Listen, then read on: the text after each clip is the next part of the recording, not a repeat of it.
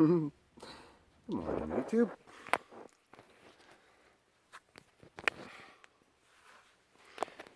Oi. Afternoon, I guess. I got a question about dinosaurs, and I've done dinosaur videos before, but I didn't name them quite properly because they were a mixed topic. So, I'll name this one better. Yes, there were massive lizards. And yes, we find the skeletons of them all the time. Everything else you think you know about dinosaurs is a lie. They don't, there wasn't like a whole earth full of them at one time or anything like that, and back Jurassic eras and all that shit. No. Before the flood, things lived longer, people included, right? So, lizard grows for its entire lifespan. A 600-year-old crocodile would just be a very big 600-year-old crocodile. That's what we find. We dig up the skeleton remains, and it's like, oh, look, it's a Jurassic alligator. It's 40 feet long or whatever. And it's like, well, no, that's an old alligator from before the flood that lived to be hundreds of years old, and so it was huge. There was probably a few thousand of them that big in the whole world, ever in time. And whatever, right? We get 20-footers today. Right, so probably, I'm way off saying 40 feet. They were probably more like 100. But iguana, same thing, right? Like, you've seen the dinosaurs that they've constructed from the skeleton remains, and it's like, well, that's just a big iguana. And that's just a big modern-day lizard. And then there's some that weren't, like your T-Rexes and these other more ferocious lizards. Now, I'm sure a couple of those were Nephilim children. Right? The Nephilim, the angels didn't just make abominations with human women. They got a complex, a creator complex, and they started making children all over the earth with everything. That's why Baal, or Balaam, is a goat man. Right? He was Satan's favorite creation. And Satan tried to call himself a creator because he made this perfect goat man that was super intelligent and powerful and strong and all these other great qualities that he had or whatever to Satan, right? But it was just blasphemous. And so God dealt with it, obviously. But so that would be some of your T-Rex kind of fringe dinosaurs as well. The weird mutated ones with like little arms and shit like that. Like, they were attempts at creations by Satan that probably were considered a failure, right? He probably wanted those T-Rexes to have huge brains, right? So that they would rule the earth not only in size and might, but in intelligence, right? And they were just animals, right? So I'm sure it was a disappointment that way. But at the same time, the size and the strength and I'm sure that turned him on. Made him feel powerful and like he was a creator. And not just Satan, there was 200 angels that fell. So that's a lot of dinosaurs and different mutant mermaids, centaurs, and all that shit. So then the flood killed all that shit. But anyway, back to dragons. I'm sure like the T-Rex was Satan and a dragon. Like, what we see drawn on walls. Those dragons, we see them in pottery, and we see sculptures of them all throughout, and we hear about like dragon slayers and Baal, or not Baal, what was his name? Whatever, the dragon slayer guys. You hear about them all the time. They're infamous throughout history and stuff.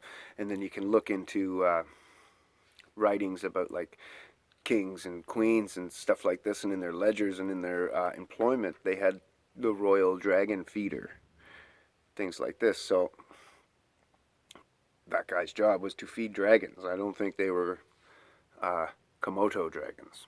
They were very different.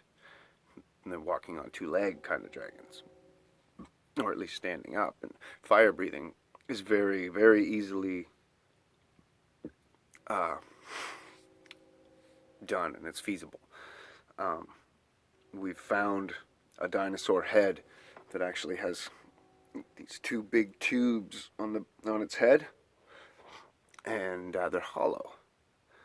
So if filled with the right chemicals and then sprayed out, and the two chemical mixed together, you could make fire. There's bugs that do that, and insects that shoot fire or breathe fire. They're not actually breathing fire. They're squirting chemicals, and when the two chemicals mix together, there's a reaction, and it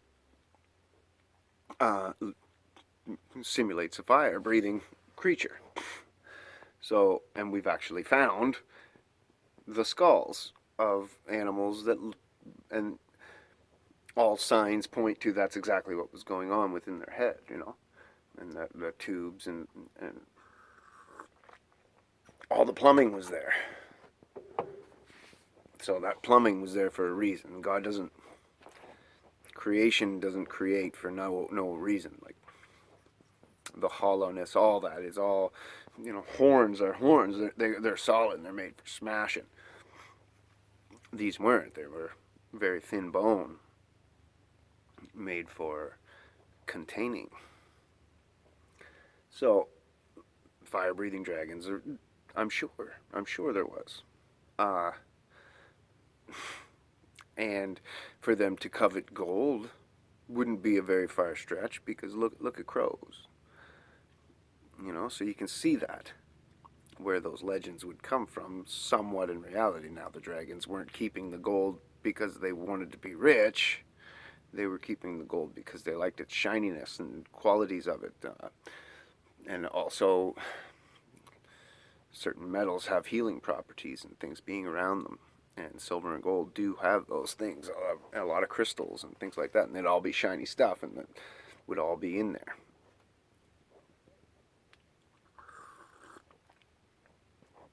So,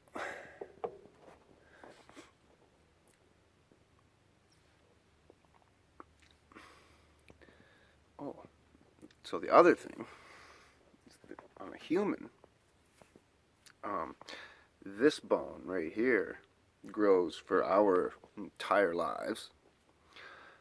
So on a 100-year-old man, it's hardly noticeable. We think they have bushier eyebrows or whatever. And they do have bushier eyebrows as well, so that makes it even less noticeable.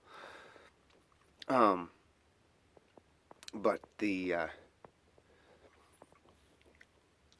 caveman, so-called, is actually just a person who was 600 or 800 years old, right? And then they have that prominent ridge over their eyebrow. It's not a sign of some primitive species. It's actually the sign of a more advanced humanoid, someone that lived hundreds and hundreds of years and was probably super intelligent.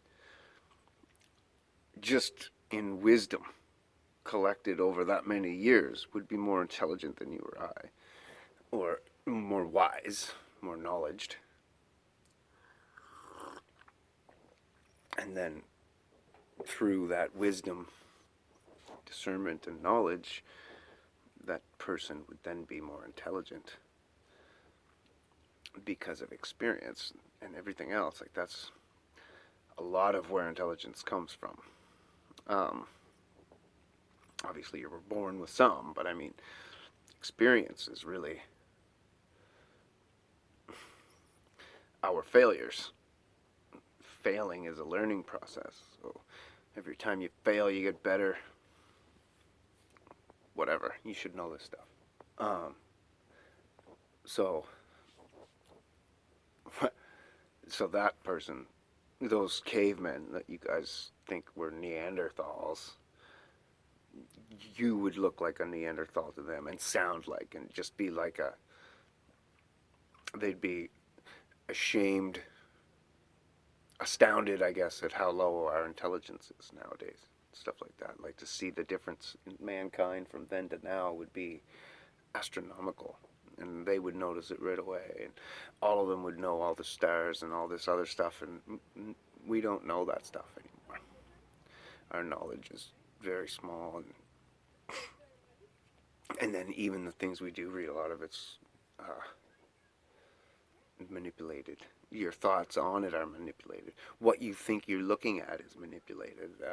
Everything about that is full of misrepresentation. So, there's my dinosaurs video. Dinosaurs. So, sorry about your luck. But you can still have dinosaur movies, fantasies and all that stuff, because there were large lizards like that in our past. If trapped, you could do that fantasy thing where they were trapped under the earth or whatever. We've all seen it 100 times. Journey to the Center of the Earth, and we've seen it, spin-offs of it over and over and over. Of dinosaurs and stuff being a whole valley being underneath the ice, and it's so telling of how it really happened with dinosaurs, right? Because there was a layer of something, water or ice, between us and the sun that, when the fountains of the deep were opened, was destroyed. But before the fountains of the deep were open and the windows of the sky, that would have protected us from the sun, so our skin wouldn't fade and we wouldn't age as much. But also it would have trapped oxygen and kept a higher atmospheric pressure. So we'd be living inside of a hyperbaric chamber. And if you know anything about a hyperbaric chamber, you know that you'd heal like that from anything. You would never run out of breath. You could run days on end, and you just run, and you'd never run. You couldn't. It'd be physically impossible. Which explains how the dinosaurs and stuff, their lungs were and nostrils were for like too small of an animal to sustain those huge lizards. But in that high oxygen environment, it would have been no problem. But also that would have helped us to live longer and healthier, and everything about that would have just been better for everything on Earth. Plants would have grown like crazy. Be huge versions of all of our plants, animals, trees, people, everything. And we find all kinds of evidence of that. So it just makes more sense that there was a different Earth before the flood. And then the flood created this Earth. And redirected us or whatever. And so now that we're limited and our age is limited and everything, so we can't get quite as evil. And we can't breed as easily. And I think without the pyramids running and intact, the frequency of the Earth isn't right for the angels, or something to that effect. There's something about the angels not being able to take the same form that they used to. because we can't breed with them anymore. Not as easily, anyways. It still happens, we're told. We still see giants and things and signs of Nephilim, but they're doing things to make that happen, like somewheres, like putting people through extreme. And I think that's probably part of 5G. Something to do with that as well. But anyway, that's my thoughts on it. You can tell me otherwise if you think otherwise. That'd be great. I love good conversation and a good debate. Or you can just get insulting and try to razz me and grease me out. And I love that too, because it just shows me that I'm on the right path. So, have a wonderful day.